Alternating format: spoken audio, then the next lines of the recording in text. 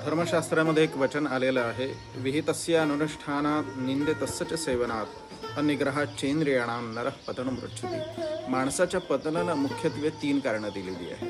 मनुष्य कितीही वृद्धीला पावलेला असला तरी या 3 कारणांमुळे तो पतन करतो। ह्या 3 गोष्टी जर त्यांनी आपल्या जीवनामध्ये केल्या नाही तर तो निश्चितच पतन न होता त्याची अभिवृद्धी होईल। ही 3 कारणं कुठली? तर वेदविहित कर्मांचा त्याग करणे, म्हणजे विहित जी कर्म आहे त्याचं अनुष्ठान न करणे, त्या कर्मांचा त्याग करणे।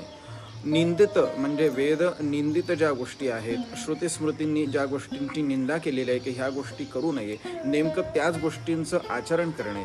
आणि आपल्या इंद्रियांवरती ताबा नसणे, जिव्हादी इंद्रियांचं चांचल्य ज्या पद्धतीने होईल त्या पद्धतीने वागणं, या पद्धतीने सर्व ज्या 3 गोष्टींचं जर आचरण कोणी करत असेल तर त्या व्यक्तीचं निश्चित पतन होईल। नमस्कार।